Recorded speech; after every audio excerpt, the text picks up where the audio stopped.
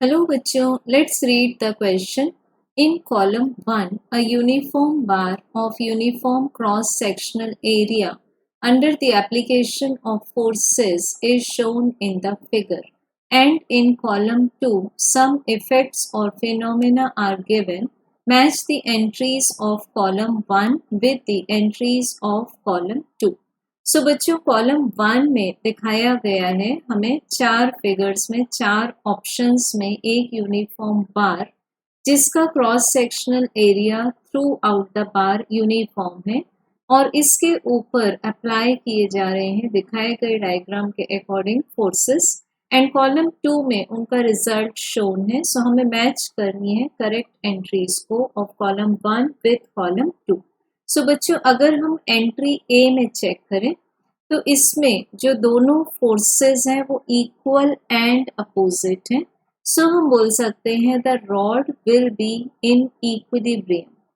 ठीक, इक्विलिब्रियम में होगी एंड बिकॉज इसका area of cross section uniform है so we can say that stress is equal to the force divided by area. तो stress कैसा develop होगा? Uniform, because the area is uniform as well as the forces are equal. अब यहाँ पर इस बार में जो इंटरनल रीस्टोरिंग फोर्सेस डेवलप होंगे बच्चों ड्यू टू द रिएक्शन, ठीक, इंटरनल रीस्टोरिंग फोर्सेस जो डेवलप होंगे पर यूनिट एरिया वो सेम होंगे। सो अगर हम इसको एरिया ऑफ क्रॉस सेक्शन जो कि यूनिफॉर्म से डिवाइड करेंगे तो डेफिनेटली हमें ये जो स्ट्रेस मिलेगा वो यूनिफॉर्म मिलेगा। So we can say that the answer for A will be P, uniform stresses developed in the rod, as well as हम बोल सकते हैं इसको कि दोनों फोर्सेस का जो नेचर है वो अपोजिट है एंड रॉड को कंप्रेस करने वाला है। So compressive stress developed means A का answer P and R. Next बच्चों अगर हम बी एंट्री को चेक करें तो इसमें फोर्सेस का जो डायरेक्शन है वो एग्जैक्टली ए से अपोजिट है एंड इसमें भी हम सेम बोल सकते हैं that the rod will be in equilibrium, stress uniform होगा। बट इस केस में क्या होगा? रॉड में एक्सपेंशन होगा due to the nature and direction of forces as they are trying to pull the rod. So correct answer मिलेगा हमें B के लिए भी, that will be P. But यहाँ पर tensile stress develop हो रहा है due to the longitudinal action. So we can say that the second entry for B will be S. Next देखेंगे बच्चों हम लोग entry number C.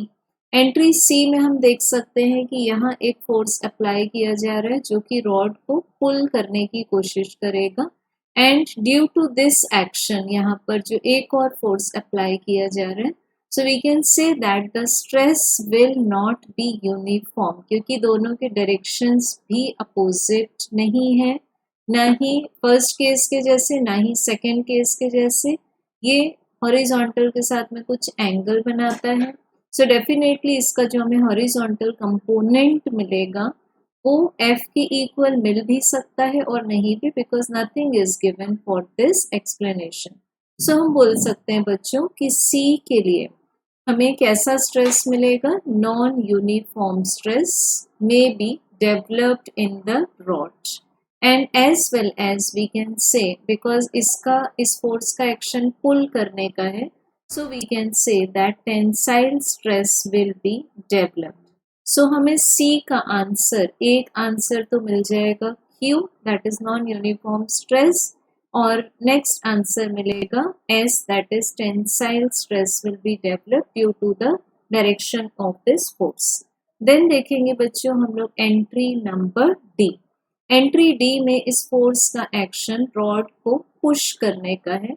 So due to that इसमें कंप्रेसिव स्ट्रेस डेवलप हो जाएगा एंड बिकॉज यहाँ पर ये जो स्मूथ हमें दिखाया हुआ है इसके भी हम दो कंपोनेंट्स फॉर्म कर सकते हैं, but this thing is clear that again the stress will be non uniform because due to the direction of these forces. So हमें डी का करेक्ट आंसर मिलेगा, एक तो मिलेगा Q non uniform stress and next answer मिल जाएगा हमें इसका बिकॉज कंप्रेशन है यहाँ पर, so this will be R. So हम बोल सकते हैं हमें जो सीक्वेंस मिल रहा है PRPSQSQR। सो ये जो सीक्वेंस मिल रहा है हमें वो करेक्ट आंसर ऑप्शन नंबर 2 के फॉर्म में आ जाएगा। Thank you.